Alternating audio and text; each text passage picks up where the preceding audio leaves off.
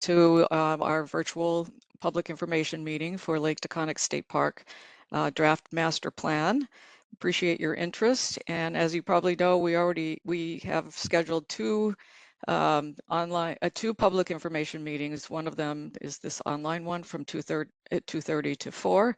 And then we have another one later this evening at 6 to 7:30 in person at the Taghkanic Firehouse #1. So with that, I'd like to welcome you, and I want to run through some housekeeping before we get started with our presentation and discussion. If you need closed captions, you can click on the left-hand little bubble that has CC on it.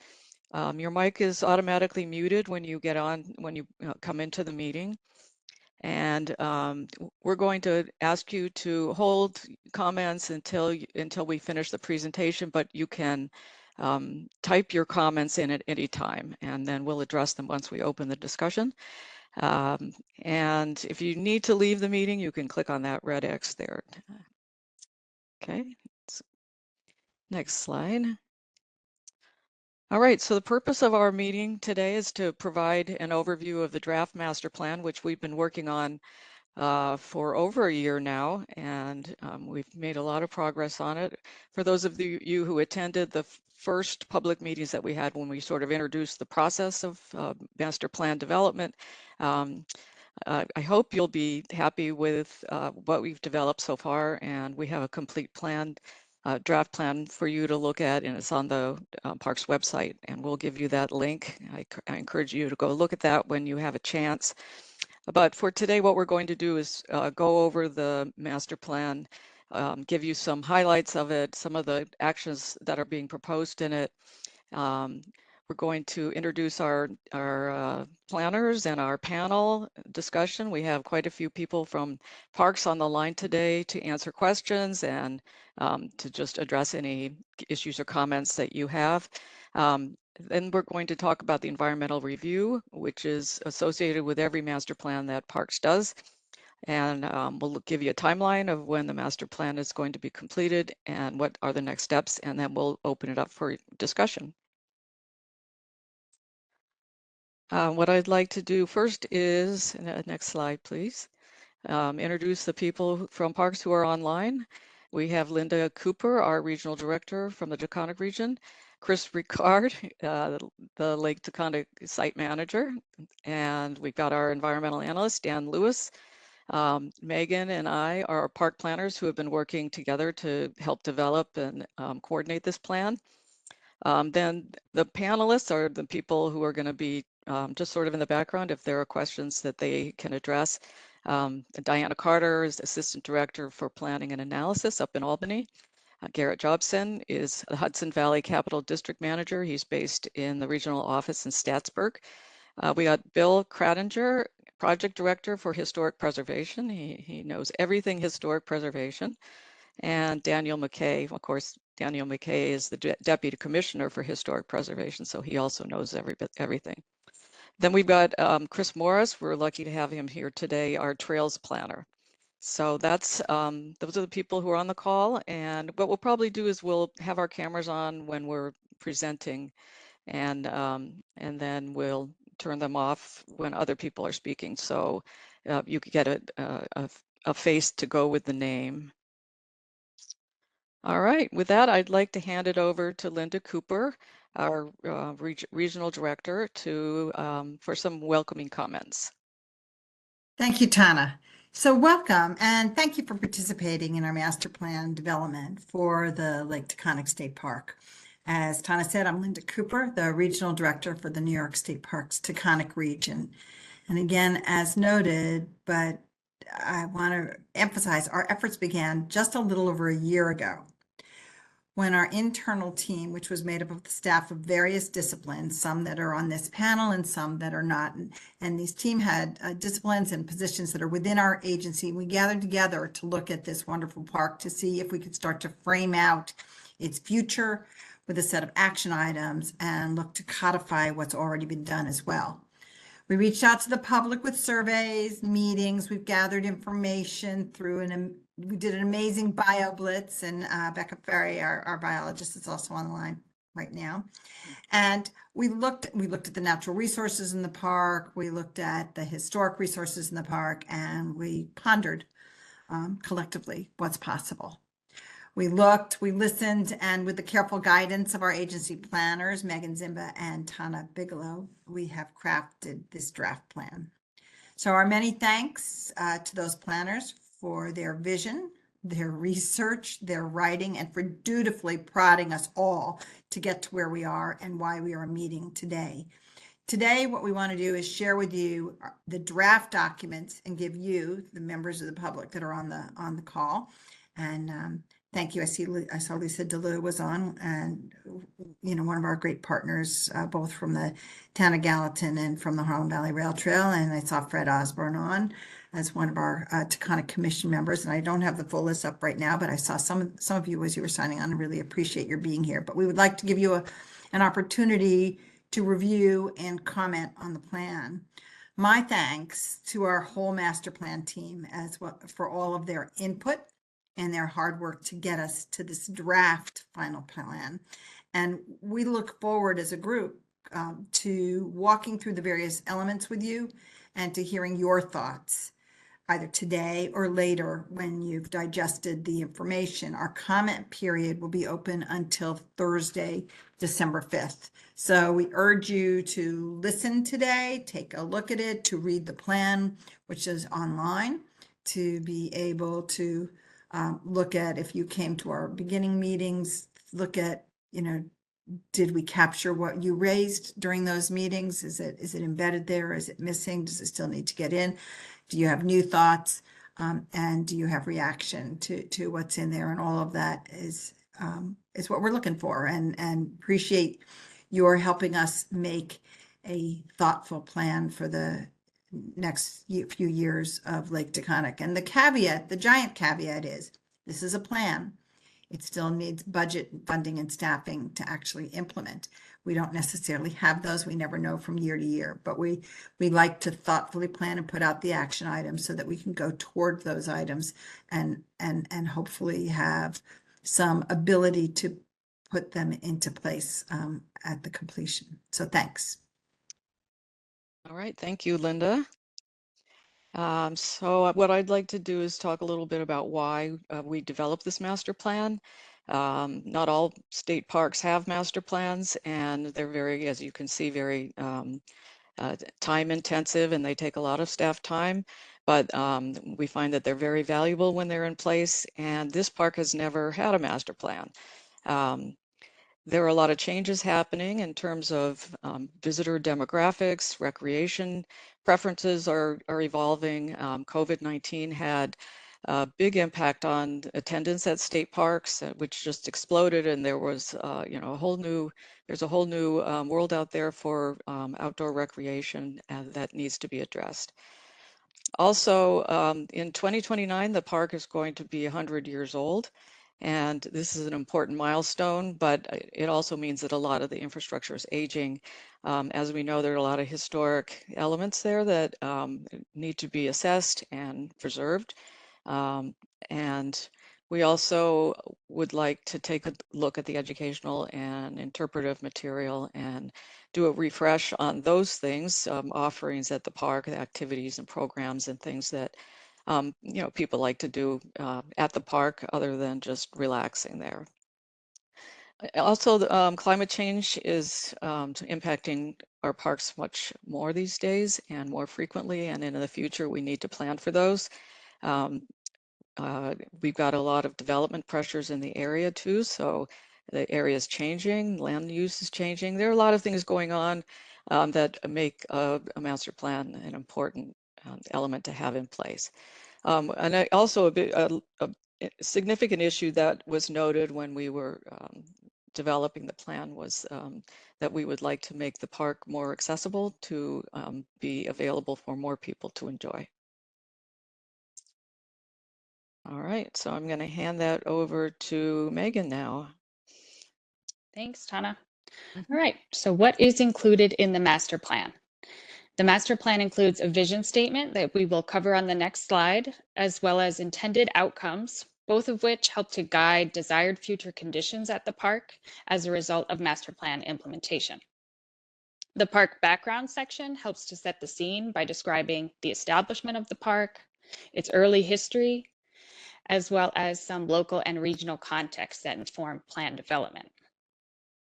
The existing conditions section serves as an inventory of resources at the park and informs the recommended actions in the plan. And lastly, the recommended actions were selected by the planning group from a range of potential options as actions that best aligned with the plan vision and the intended outcomes. Next slide, please. All right, so here is the vision that was developed for the park. We'll give a moment to read.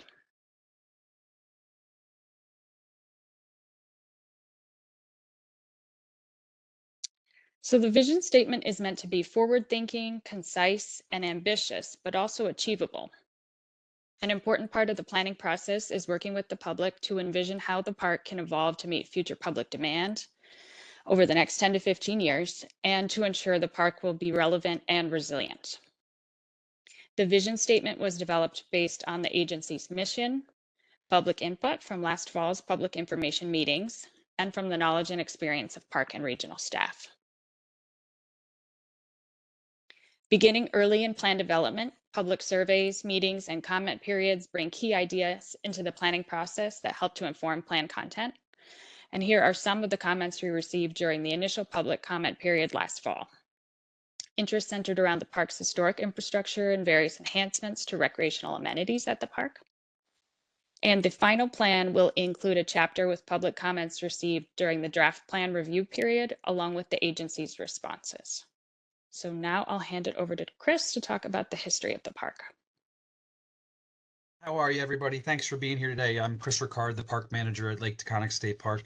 Park has a very interesting background and history.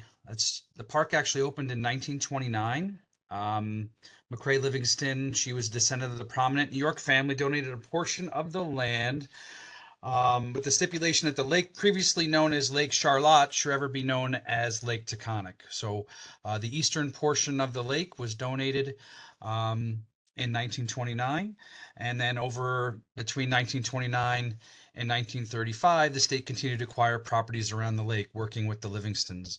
In 1933, if you remember the big New Deal, the Civilian Conservation Corps camp established the park to construct its first buildings. We had a CCC camp just to the east of the campground area today. And then the proximity to the Taghkanic State Parkway was a huge development and getting access of folks up from the urban areas, the Bronx, New York City, and Long Island.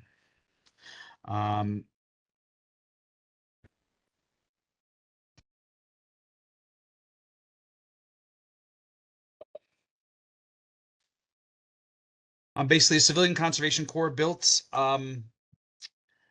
some of the things that you saw that in the park that were built by the CC. Obviously, everyone loves the East Beach area, the East Beach bathhouse, the campgrounds, the cabins, the rec hall, and our stone water tower, which has still been preserved, but we've moved on to a more modern tower from that. Thanks, Chris. Okay, so the actions that are included in the plan aim to find a balance between providing up-to-date recreational amenities, preserving historic character, caring for the park's functional infrastructure, and protecting the natural environment. So any changes to infrastructure and site function are designed to improve accessibility, create wider relevance, and engage visitors with more of the site's resources, including underutilized or at-risk elements. So what actions are proposed in the plan? As Linda mentioned, during the plan development process, a group of biologists, stewardship staff, and natural resource specialists came to Lake Taghkanic to participate in a one-day BioBlitz, which is a concentrated surveying effort with the goal of identifying as many plant and animal species at the park as possible within a specified time frame. This survey resulted in a wealth of new data that helped to inform development of actions to improve Lake Tagkanic's natural areas. So proposed actions that will enhance the park's natural elements include a more comprehensive approach to invasive species management, incorporating green infrastructure into redevelopment projects to help improve water quality by mitigating stormwater impacts and erosion, and increasing knowledge and protection of rare, threatened, and endangered species, as well as special concern and other vulnerable species.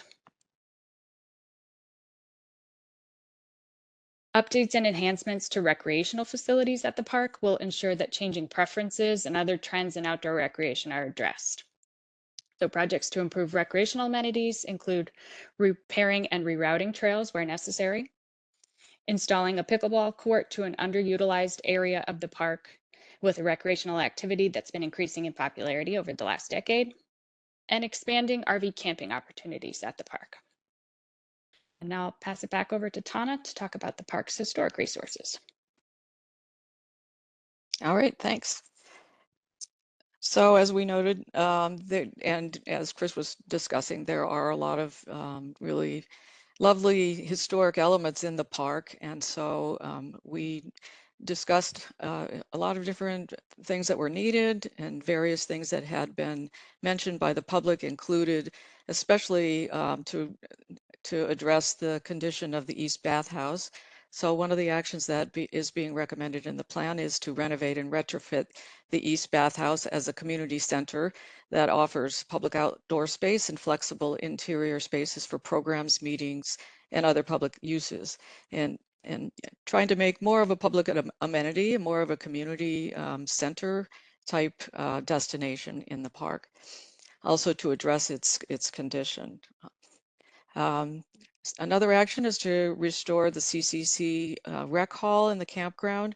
If anybody has camped there or been in the campground, it's very cool, older building, and it's in need of some updates and some renovation. Another action is to upgrade the utilities at the rental cottages that are along the lake near the West Beach. The park has been working a lot this last year on updating them and repairing some of the materials. These cottages are approaching 100 years old, and many of them have have issues with accessibility and were built pre-code, so they now have some code issues with their utilities and things. All right. 1 second here. So a major goal of the master plan is to make the park's activities and programs more easily used by people of all abilities. With that, so one of the actions is to install ADA compliant boat launches. One is, we're looking at one over by the East Beach boat launch area, and also on in the West Beach area. Another action is to improve the accessibility of the park CCC cabins, and it notes that that's where feasible. They are in a very sort of rolling wooded area that has a lot of rock outcroppings, and some of them may not be feasible for accessibility, but if there are some, then those will be made accessible. And then another action is to create a shared use path on the Lakeview Trail between the West Beach and the campground. The swimming beach and the campground are about a mile apart, and a lot of people, if they're staying at the campground, they drive between those two locations. And so one thing that we noted in the course of developing the plan was that it would be nice to give people the option to walk in a comfortable, accessible area along the lake where the trail runs right now, and sort of encourage them to get out of their cars and walk or bike or bring their strollers, or enjoy that part of the park. Okay, next slide, please. There were some circulation issues that sort of came into our awareness as we were looking at how the park functions. Both pedestrian and car circulation will receive updates and improvements. Around the cottages, again, there are drainage issues. There are eroded and compacted areas, and people try to get down to the lake there. So you can see in the photograph there that that there is some erosion that's happened as a result of probably water being concentrated down there, and then people, that's a good place for people to come down and try to get to the lake, so the shoreline gets compacted.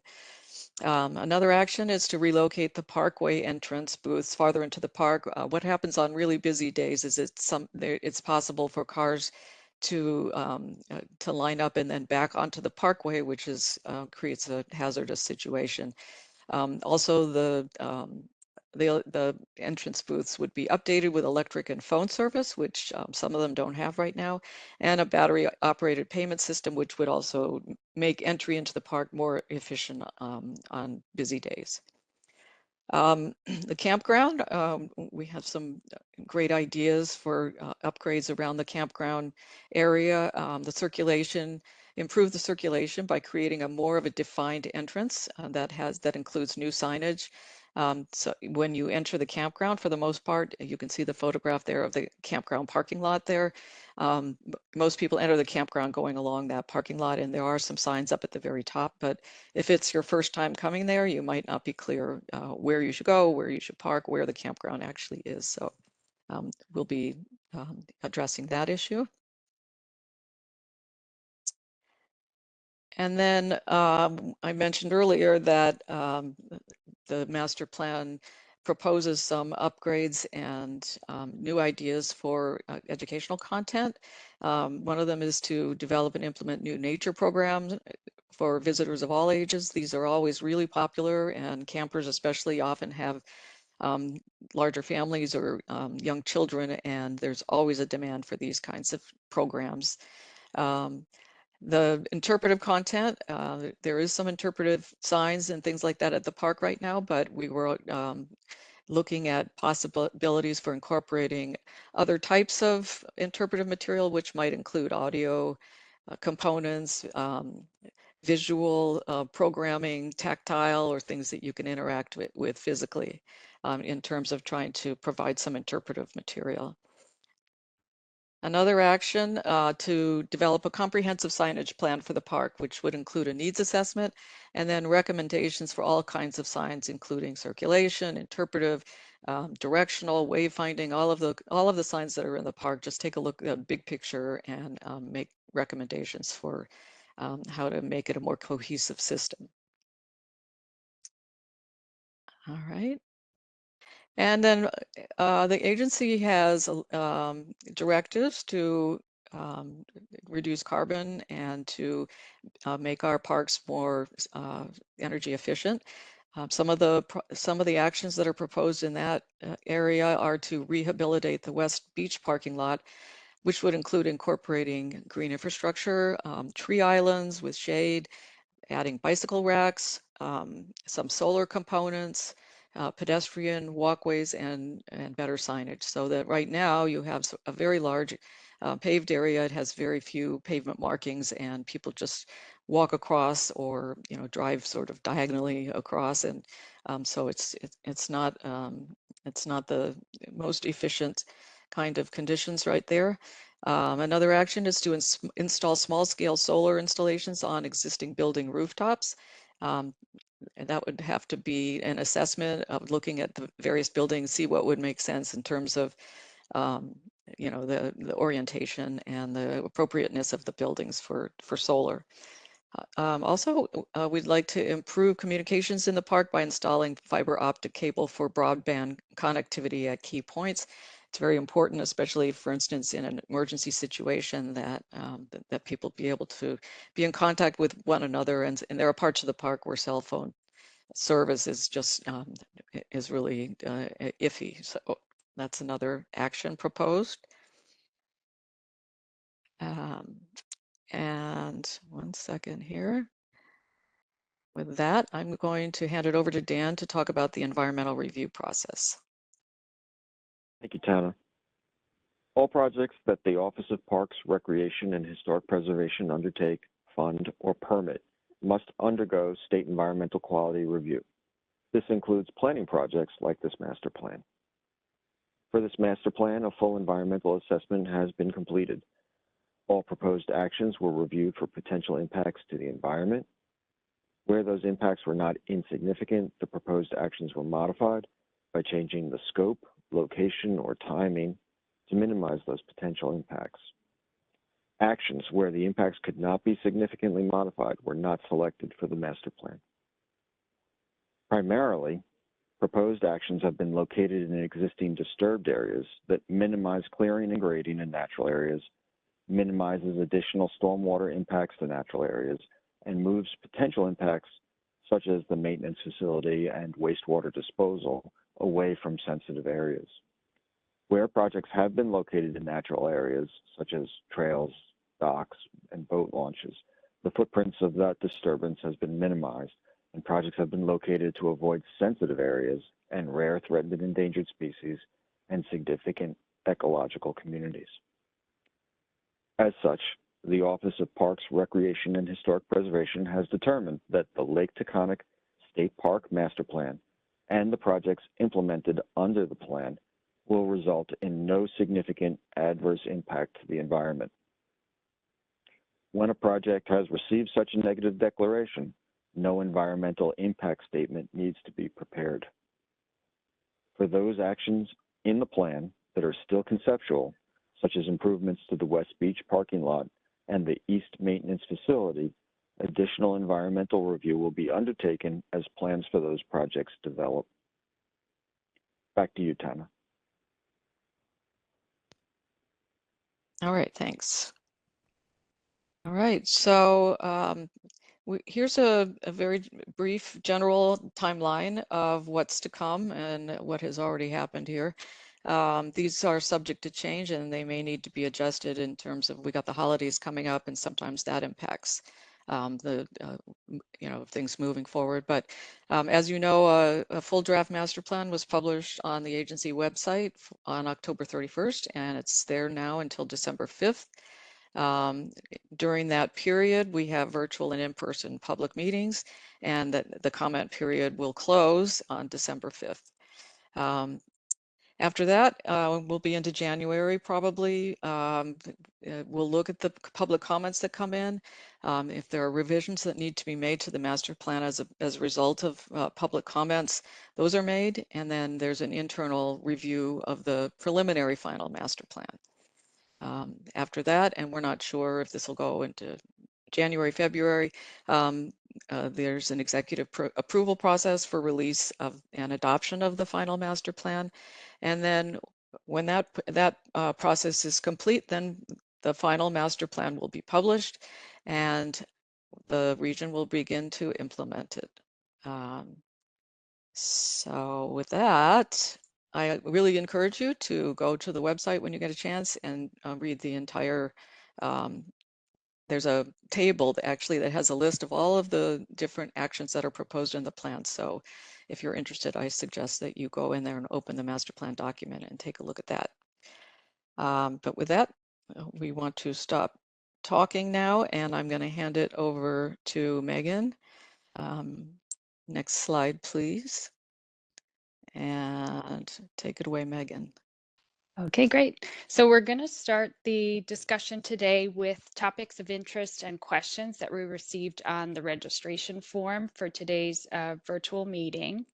So the first topic of interest, and Tana touched on this, is the restoration of the East Beach. So is there, I know Tana touched on this in the historic resources section, but maybe Linda or Chris, is there anything you'd like to add here on this?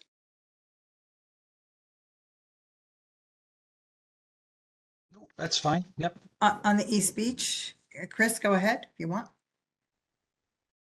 If you want to start. Well, just on the history of the East Beach, basically obviously it was very popular back in the 50s and 60s. There's wonderful pictures of a dock and a slide out there. Back in the early 2000s up through 2008, lifeguard recruitment was very difficult. And we actually were struggling. Prior managers, I was hired as the assistant manager back in 2008, and the East Beach area had just closed, and that was also the park office for the campground, which I know people have commented that was a more convenient place for people to register instead of going to the other side of the park over to the West Park office area. But in '08, besides the lifeguard shortage, then a major plumbing issue was underneath the floors, the concrete floors of the East bathhouse, which the cost and repair, we'd have to jackhammer all those floors, find the leak, which, and water in our park is not very easy to make. We have a surface water treatment plant, so any large leaks are very hard to recover from. So we are currently working now on improving that, but at the time there was not a very good way to take care of that plumbing issue. So in the light of consolidation, Governor Patterson and the agency were kind of shrinking and closing parks, and they decided to consolidate our park office and all of our beach operations to the West Beach Bathhouse, which got a renovation. Still a beautiful building and has held up through the past 20, just under 20 years, 15 years or so. So that's one of the reasons East Beach closed. There has not been this process has actually been very helpful of seeing what the community wants that building to be. I know some people want a beach. Right now, lifeguard recruitment is going very well, but that is definitely an up and down process, and could change in the next decade. So that's kind of the East Beach history and where we're at. And we'd love to hear your input on what you'd like that building to be if the funding's available. That's probably the biggest hurdle we face as an agency to make the dreams come true. It's going to be a high ticket item when we have a lot of high ticket items around the entire state of New York. Well said. I think that pretty much captures it in a nutshell. I think we'd all love to see the East Beach Bathhouse. So Rich Gromick, it's nice to see you on, and I see Rich is putting in the chat that it needs immediate stabilization. Even stabilization takes plans and funding. And I think we agree with you. We'd love to be able to see it. Part of this process is ensuring that we have an identified purpose that the agency is willing to back, so that there's that when we request or try to find funding for that stabilization, we're not, that there's a rationale behind it. Great. Thank you, Linda and Chris. Okay, and in the meantime, as we're answering these questions from the registration form, please feel free to enter any questions that you've thought of during the presentation into the chat feature, and we will get to those questions next. But in the meantime, the next question from the registration form was, will the footprint of the park be expanded? Is there someone that wants to? Maybe I'll take that one. We have been expanding the footprint of this park gradually over the last few years as properties are made available and sellers are willing to sell to us. We need both, and we have our eyes on a few other parcels. We have, I think there are a few of us on the call, I'm not saying everyone, but a few of us have a dream of, creating a pathway to New Forge Forest and the park. There's not a straightforward way of doing that, but that is something we do think that the linkages or the proximity is good, so that people who come to Lake Taghkanic can understand that there's a good fishing and hunting and walking ground, not so far away. That's DEC property. And we've been looking to safeguard the headwaters of Lake Taghkanic and provide a little bit more complexity to the trail system. So the answer is we've done some, and we hope to do some more. Great, thank you, Linda. Okay, the next topic is glamping. So maybe Chris or Rob could take this one. Yeah, there was a sort of glamping experiment done in the park with, if people have seen the tents that sort of encircle close to the east or the Lakeview Trail towards the east beach area. We also have some down back by the Pond Lily area. Was a great concept. The problem was a concession. So that meant that we had to rely on them for staffing, which was very inconsistent and did not provide the best customer service. Definitely not what our agency would offer to our regular campers. Their people did not know that they had to walk their gear. It was supposed to be kind of almost like I wouldn't say backcountry, but a more wild experience, and some people did not know that when they signed up for it. So Tenter is no longer. We're working on possibly removing some of those tents, possibly all of them. We are regions in discussions of maybe doing some glamping and setting something up on the platforms. It's very labor intensive. We already have 29 cottages and cabins that we clean with a staff of about maybe 8 cleaners that we rotate. So we don't do daily turnovers, but we do have full service units. So to add in more sort of tent units, whether in our campground or to revitalize Tenter under our own umbrella, will be labor intensive and something the region still needs to decide on. We don't have our glamping opportunities are our full service units right now, our cottages.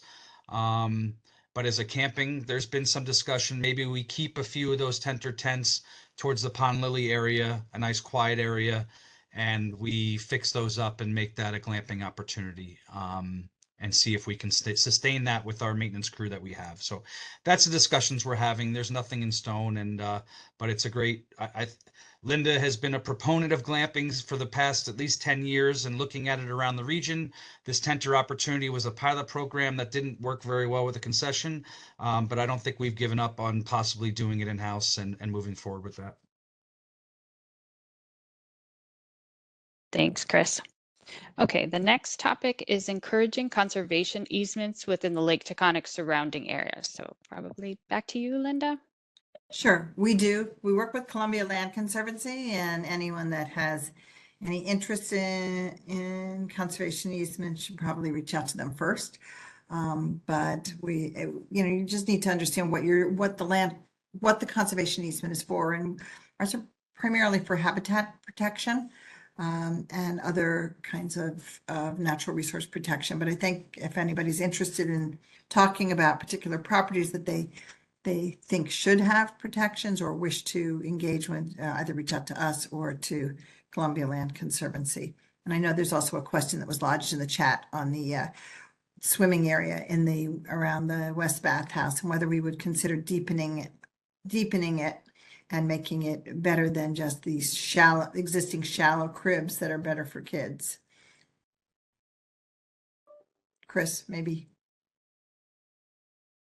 Yeah, I think some people, it was a few years ago, our commissioner, Eric Kulised, changed the policy for open swimming in many of our parks. We reviewed a lot of our water bodies, and some that were like Rudd Pond. We still have sort of a unguarded swimming area, but adults can swim anywhere from the lake except from the beach, outside of the guarded swimming area. So there is open swimming allowed at the park.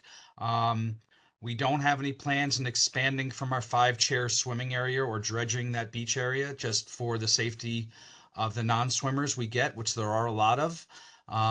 So for folks that want a more independent and deeper, more natural open swimming experience, that you're allowed to do that from the picnic areas picnic area A, anywhere from the shoreline, just not from our West Beach area, because it's very distracting to our lifeguards that are focused on the guarded swimming.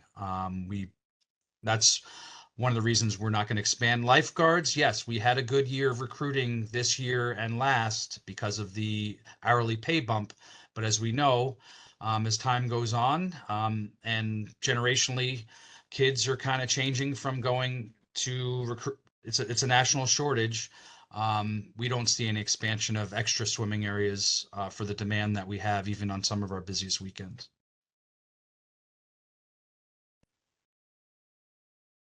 Great. Thank you, Chris. Okay, the next comment is sort of a suggestion, comment, question.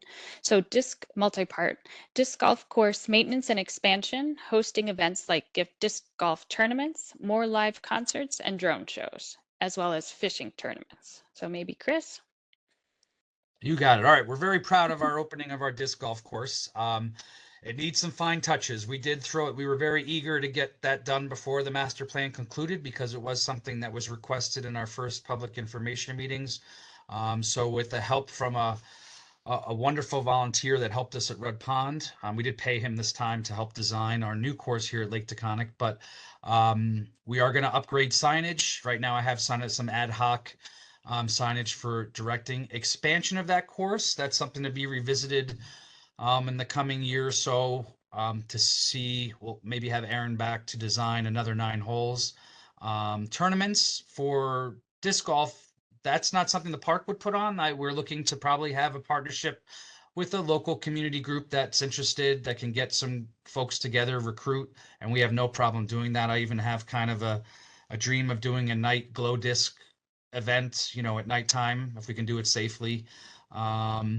Fishing tournaments, we do already have many fishing tournaments on weekends through a couple local community.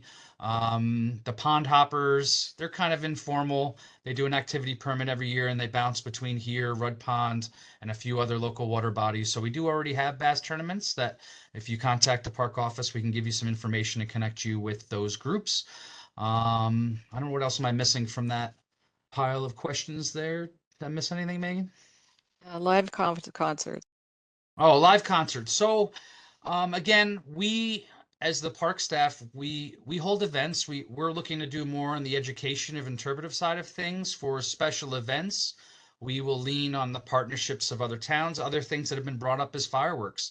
That was put on by the towns. They got together, Taghkanic, Gallatin, and I think Ankrum, all kind of threw into a pot, and then fireworks are not cheap, and held an event at the park. And we're open into visiting that. Obviously, we have to, whenever you do big events, live music, fireworks, we need law enforcement to be there for security of everyone. And that can sometimes be expensive if that is burdened onto the park or even onto the event where they're trying to raise money for. So we're open to it. It's just we need to sit down and have future discussions outside of the master plan process. And as a park manager, I am more than supportive of doing anything from car shows to concerts to something, as long as we have, again, people have ideas, but we need actors. We need folks that are going to come in, sit down with me and organize that. And I'm willing to work with them in any capacity. Wonderful. Thanks, Chris. And the last comment, topic of interest from the registration form is a general comment about treatment of historic resources. So maybe Bill or Daniel, if you're there, if you want to chime in with anything that hasn't already been covered during the presentation, please feel free to do so. Yeah, I'll take a stab at that. I think the advantage of, us being part of this process from the beginning is that historic preservation has full consideration in this process. We're aware of what the historic resources are, what some of the issues are. Obviously, like everyone else on this call, we're concerned and want to see the East Beach Bathhouse, placed back in service for any number of reasons, because it's highly visible, because it's an iconic, pre-war parks feature. And, there's always challenges here. I know there's been concern about some of the outlying properties and deterioration. Unfortunately, it's a legacy of a way our agency did business for many decades, which was acquire land and sometimes not have plans for buildings. So it's really sort of, it's left us in the lurch across the state, not always just here at the park. But I think the main message is we are very much a part of this process. We are working to find the solutions in the middle ground. It can't be all preservation all the time, but we're certainly, doing our best to try to give good and informed decisions to the larger group on, how to treat these properties.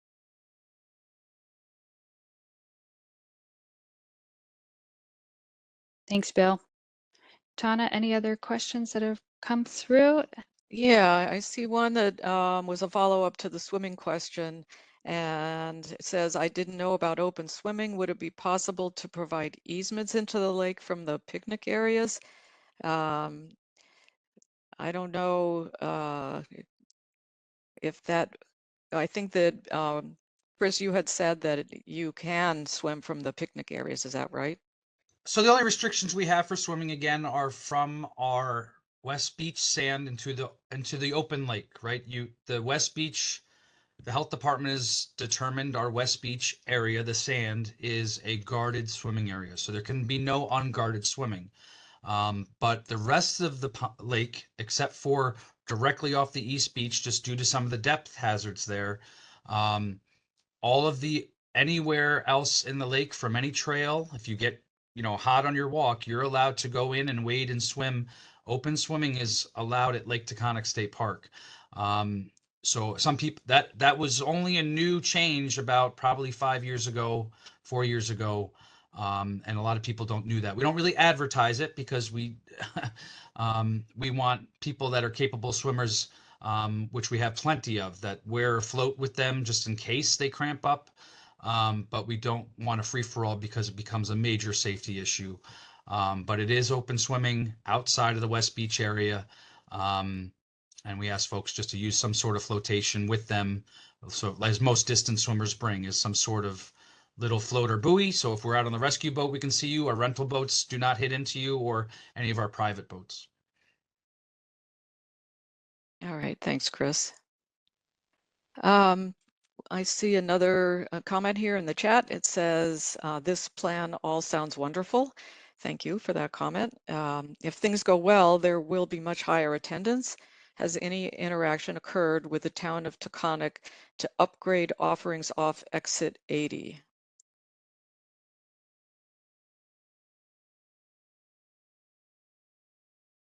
I'll answer that again. I haven't had any discussions with the any of the town. I mean, those are, yeah, they're obviously, I think they're renovating. Basically, right now we have a gas station and 2 food stations, right? A pizza place that's one. Listen, I'm from New York. I'm originally grew up in Manhattan. Some of the best pizza in all the land at JoJo's Pizza, and we have the gas station, and I always get Taghkanic Diner, which is going under renovations now and should be reopened hopefully next year. But right now, I'm not sure of any planned offerings in that area. There's mostly residences, the firehouse, and the town hall. But we don't work with the plan on development. We are obviously focused on our park, and bringing in the community to our park. That's our main focus. Yeah, I think demand also drives that. So if it looks like some of the local businesses are getting swamped, or their services are not available that there's a large demand for, then I think something tends to come in to fill in the void. I see another comment here. It says the draft plan makes little mention of the Jaffe Williams farm. Will a use plan within the master plan be developed for that recent acquisition? Yes, so we just acquired the Jaffrey property, Linda, I think less than about 30 days ago was when the final paperwork was signed and moved over. We've done some management in the fields and on around the residence. We have a lot of work to do in that residence. We plan on renovating that residence. It may become my residence at some point. We will see. But we have talked about maybe improving trail systems, but right now we haven't put anything in the master plan because it's going to be a park residence. We're sort of discussing on what the hunting options are going to be there. Do we want hunting that close to the actual park residence? That's all in discussions, but again, we just acquired it. But we do want to talk about tying in trail systems to the also the formal cloud property that's just to the eastern corner that connects to both Lake Taghkanic and that Jaffe property. So yeah, Chris Morris and Nate Wenzel from our regional trails crew have done surveys, and we are in the planning process of that, but nothing in stone. We are planning on expanding, or discussing, I should say. Nothing has been signed off on yet by our regional admin team, but possibly offering waterfowl hunting at the cloud property and allowing some shotgun for big game, deer specifically, in the northern portions of Lake Taghkanic State Park. So those are, when we're talking about the land acquisition and other things that we're tying in, those are the things we're discussing. Yeah, and for those of you who are not familiar with the Jaffe farm, it's over on near the Route 82 entrance to the park on the east side of the park. Let's see. That is all I have in the chat. Anybody else want to speak, or type something into the chat if you have other questions or thoughts about the plan.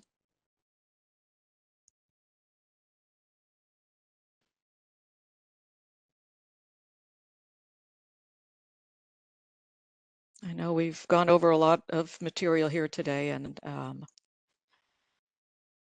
as we noted, you'll have a chance to provide comments if things come up later. You can send us an email. We'll have our contact information on the last slide. Anything else?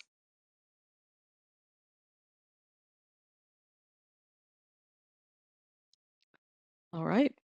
Well, with that, I will thank you for joining us.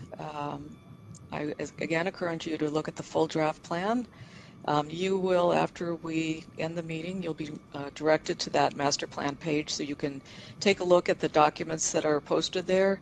I think there are 5 different documents, including a master plan map, which shows all of the different actions on a map of the park. So you'll be able to see where they are and what's been being recommended.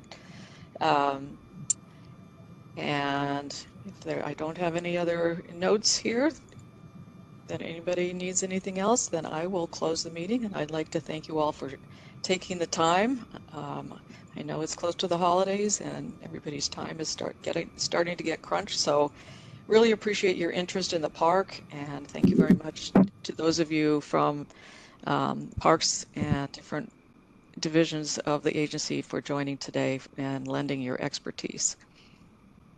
Thank you so much. All right, so have a good evening, everyone. We're going to close this out. Thanks all. Thanks, Tana. Thanks, Megan. Okay. All right. Bye-bye.